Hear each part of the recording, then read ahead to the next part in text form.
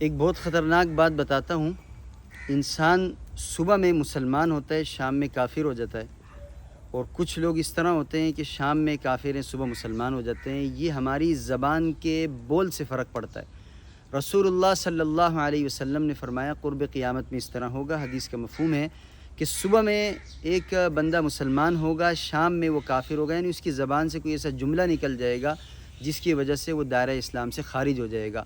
Social media کا دور ہے، ہر بندے کے پاس کیمرہ ہے.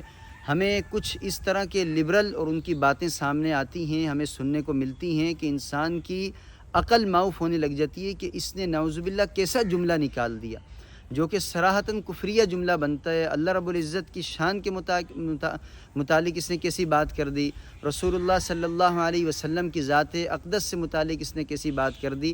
تو اللہ رب العزت ہم سب کے ایمان کی حفاظت فرمائے. قرآن میں اللہ رب العزت نے بڑے واضح طور پہ فرمایا ما یلفظ من قول الا لدیہ رقیب عتید، کہ جو انسان بات نکالتا ہے تو ایک تاک لگا کر بیٹھنے والا بیٹھا ہوا ہوتا ہے، وہ انتظار میں ہوتا ہے کہ کیا بات نکلی اور وہ فوراً نوٹ کرتا ہے، اور ہر چیز لکھی جاتی ہے. اللہ رب العزت کے سامنے ہر چیز پیش ہوگی. ہم نے جو جملہ کہا، جو بات کہی، وہ اللہ کے سامنے پیش ہوگی. اس لیے اپنے الفاظ کے چناؤ کے اندر بہت زیادہ احتیاط کیا کریں کہ نعوذ باللہ کوئی کفریہ جملہ نہ نکل جائے. اللہ رب العزت ہم سب کے ایمان کی حفاظت فرمائیں.